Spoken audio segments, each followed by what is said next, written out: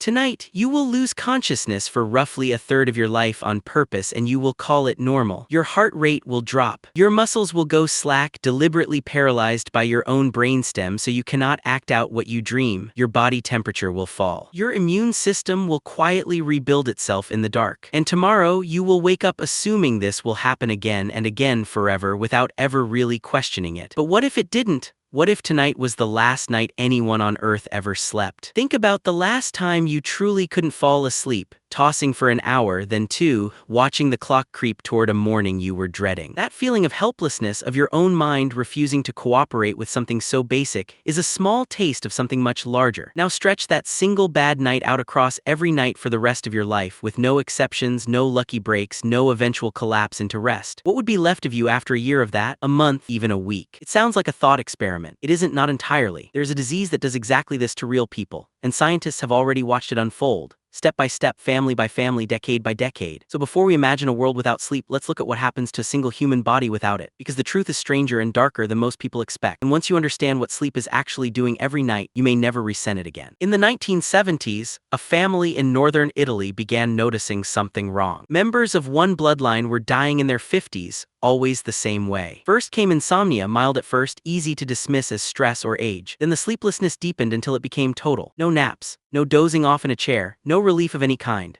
Within months, the person would develop tremors, then a rapid dementia-like confusion, then a strange twilight state that looked like sleep from the outside but wasn't, a kind of waking coma with the eyes half open. Death followed within a year or two of the very first symptom. Doctors eventually named the condition fatal familial insomnia, and it is caused by a single misfolded protein, a prion, slowly eating away at the thalamus, the small structure deep in the brain responsible for switching the body between waking and sleeping. Here's the unsettling part.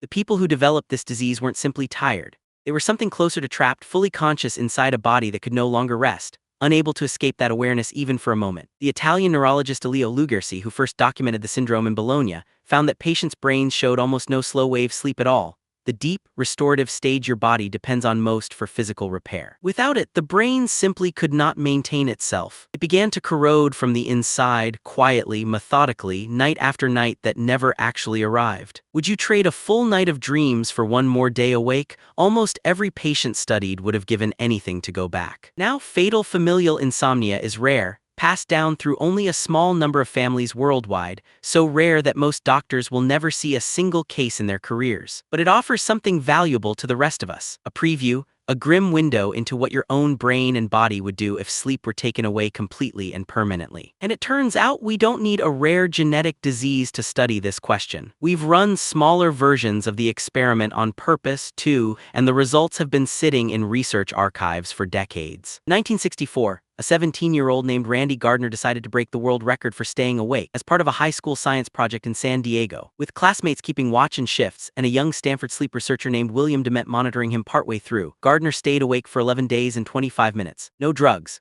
no stimulants beyond soda and sheer teenage stubbornness. By day 2, he struggled to focus his eyes on anything for long. By day 3, he grew moody, uncoordinated, easily irritated by small things. By day 4, he began hallucinating, mistaking a street sign for a person standing in the road. He grew paranoid, convinced people around him were watching him too closely. His speech slurred. His memory became patchy, unable to hold a single thought in place for more than a few seconds. And yet, remarkably, when he finally slept, roughly 14 hours later, he woke up largely fine, tested and cleared by the researchers observing him. By day 9, observers described Gardner as barely able to complete a sentence, drifting mid-thought, unable to recall what he had just said only seconds earlier. He failed simple tests of concentration that a well-rested 10-year-old could pass easily. And yet his heart kept beating, his lungs kept working, his body kept insisting on survival even as his mind seemed to fray at the edges. That gap between a body that refuses to quit and a mind that seems to be quietly dissolving is exactly what makes this experiment so useful and so unsettling decades later. That resilience is the twist most people miss. A human body pushed to 11 days without sleep can, apparently, recover almost completely. So why does fatal familial insomnia kill within a year when a teenager survived 11 sleepless days with soda and stubbornness? Because Gardner's brain, however exhausted, was still fully capable of producing sleep. It had simply been denied the opportunity by an act of will. The disease removes the ability itself permanently at the level of the machinery. It isn't willpower being tested anymore, it's the switch being destroyed. Which raises the real question underneath all of this. Is sleep something you choose to do each night, or something your body simply cannot survive without doing, whether you choose it or not? Animal research answers that question with brutal clarity. In the 1980s, sleep researcher Alan Chaffin at the University of Chicago ran a no-famous series of studies on rats, using a rotating platform positioned above water that forced the animals to stay awake or fall in. Rats fully deprived of sleep didn't just grow tired, they developed skin lesions that wouldn't heal. Their body temperature became wildly unstable, first rising then crashing. Their immune systems collapsed almost entirely, leaving them vulnerable to infections a healthy rat would never notice. And within 2 to 3 weeks, every single deprived rat died despite eating normally, despite showing no obvious injury or disease beforehand. Their bodies, in the most literal sense, simply gave out from the inside. Sleep, it turns out, isn't rest in the way a coffee break is rest. It's maintenance. It's the nightly repair crew your organs depend on to keep functioning at all, quietly patching what the day wore down. There's another piece of this puzzle worth understanding before we go further, because it explains why sleep isn't just about rest. It's about a second, hidden layer of experience running underneath it. In 1953, a University of Chicago graduate student named Eugene Aserinsky was studying his own young son's eye movements during sleep when he noticed something strange. Periodically, the boy's eyes darted rapidly beneath closed lids, and his brainwaves shifted to look almost identical to being awake. Aserinsky, along with his advisor Nathaniel Claytman, had just discovered REM sleep, the stage in which most vivid dreaming happens. It turned out sleep wasn't one uniform state at all. It was a cycle, moving through distinct stages roughly every 90 minutes, alternating between deep physical repair and this strange, active, dream-rich phase where the brain appears to sort emotional memories, rehearse skills, and process the day's experiences into something usable. Lose sleep entirely, and you don't just lose rest. You lose that entire second world your brain builds every single night, the one where problems quietly get solved and emotions quietly get filed away before morning. So picture it now. Picture the switch flipping for everyone all at once tonight. Nobody sleeps again, not because they don't want to, but because the ability itself has vanished, the way it vanished for those families in Bologna, the way it was surgically removed from Chaffin's rats. What would the first week actually look like, hour by hour, for 8 billion people at once? Day one wouldn't feel catastrophic. Most people would feel wired, oddly alert, the way you feel after one all-nighter fueled by adrenaline and denial. Coffee shops would sell out entirely by noon. Social media would fill with jokes about the no-sleep challenge nobody signed up for and nobody can opt out of. But underneath the humor, something else would already be quietly starting. Neuroscientist Matthew Walker, who has spent decades studying sleep at UC Berkeley, has shown that even a single missed night measurably impairs memory consolidation, the nightly process by which your brain files away what you learned during the day into long-term storage. Without that filing system running even once, information would begin to blur together almost immediately. Meetings would be forgotten minutes after they ended. Names would slip. Instructions would need to be repeated, then repeated again, and then simply abandoned as pointless. By day 3, the cracks would widen into something visible. Reaction times, already shown in decades of sleep deprivation research to slow to levels comparable with legal intoxication after just 18 to 20 hours awake, would now be catastrophic after 72 hours without any rest at all. Car accidents would spike, not from recklessness but from something quieter and more chilling. Microsleeps, brief involuntary lapses into unconsciousness lasting only a few seconds, invisible to the person experiencing them, deadly at highway speed. Truck drivers would begin drifting across lanes without noticing. Air traffic controllers would begin missing radio calls mid-sentence. Surgeons partway through operations would begin losing track of exactly where they were in the procedure. Have you ever driven somewhere familiar and arrived with almost no memory of the drive itself? That's your brain quietly running on autopilot, borrowing attention from somewhere deeper. Now imagine that happening constantly, everywhere, in every driver, every pilot, every surgeon, with no rested hours anywhere left to counterbalance it. By the end of the first week, the psychological toll would echo, on a global scale, what Randy Gardner experienced alone in a bedroom in 1964. Hallucinations, deepening paranoia, emotional volatility so severe that minor disagreements could spiral into real violence within seconds. Studies on sleep-deprived soldiers and rotating shift workers have long shown that missing sleep doesn't simply make people tired. It makes them measurably worse at regulating fear and aggression, because the amygdala, the brain's threat detection center, becomes hyperactive while the prefrontal cortex, the region that normally keeps it in check, quiets down and stops doing its job. A tired brain isn't a slower version of a normal brain. It's a fundamentally different brain, tilted hard toward panic, toward suspicion, toward reacting first and thinking never. And here's where the fatal familial insomnia cases become genuinely frightening as a preview of what lies further ahead past week 1. Because those patients didn't just lose sleep and stay otherwise healthy. Over months, their bodies began failing in ways that eerily mirrored Richaffin's dying rats.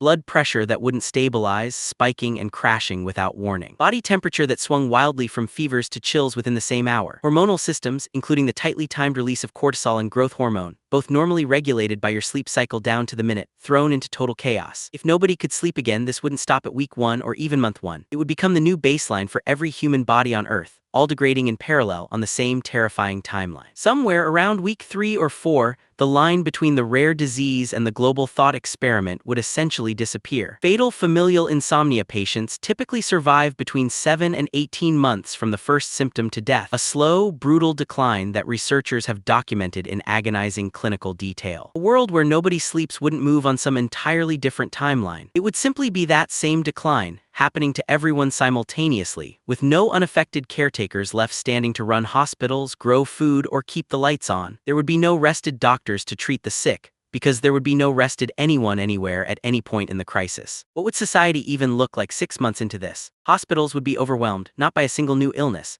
but by everything sleep normally holds quietly at bay behind the scenes. Weakened immune systems letting ordinary infections run unchecked. Memory so damaged that even skilled surgeons and engineers could no longer perform basic, once automatic tasks. Emotional instability, making simple cooperation between neighbors nearly impossible. Governments built on the assumption of a population capable of rational, coordinated patient behavior would strain and buckle under leaders and citizens alike operating on the cognitive equivalent of being legally drunk, permanently with no morning after to sober up in. Would civilization even hold together under those conditions? Or would it unravel exactly the way a single exhausted brain unravels, drifting first into confusion, then paranoia, then collapse? Think about how much of modern life quietly assumes a rested brain on the other end of it. Pilots trusted to land safely, judges trusted to weigh evidence fairly, parents trusted to stay patient with a crying child at 3 in the morning. Economists have already tried to estimate what ordinary insufficient sleep, not even total loss, costs a single country each year. And the figures run into the hundreds of billions of dollars in lost productivity, workplace accidents, and healthcare costs. Now remove sleep entirely from everyone permanently, and that quiet assumption underneath modern life doesn't just weaken, it disappears completely. Supply chains depend on alert workers.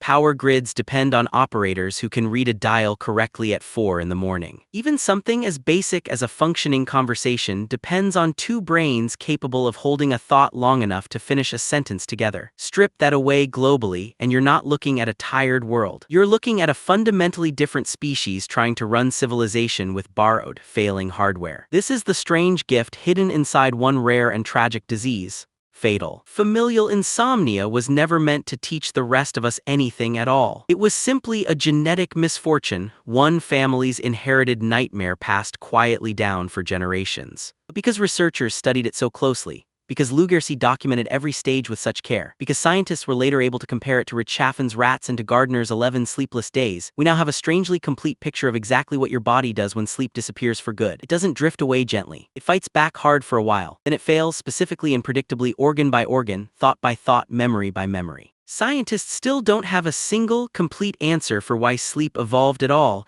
given how vulnerable it makes an animal, lying still and unaware while predators, rivals, and accidents wait patiently nearby. Some researchers argue it's purely about energy conservation. Others point to the brain's glymphatic system, discovered only in the last decade, which appears to flush out metabolic waste, including proteins linked to Alzheimer's disease, almost exclusively during deep sleep. Whatever the full explanation turns out to be, one thing is no longer in serious dispute among researchers. Evolution kept this costly, dangerous, seemingly wasteful behavior for hundreds of millions of years across nearly every studied species, from fruit flies to elephants, because the alternative was always worse. So the next time you feel your eyelids grow heavy at the end of a long day, and some small part of you resents the hours you're about to lose to something that feels unproductive and inconvenient, remember what that heaviness actually is. It isn't weakness. It isn't wasted time slipping away from you. It's your brain politely, insistently reminding you that it still can, that the switch still works exactly as designed, that tonight, unlike those families in Bologna, unlike the version of the world we just imagined together, you still get to close your eyes and come back tomorrow, quietly repaired.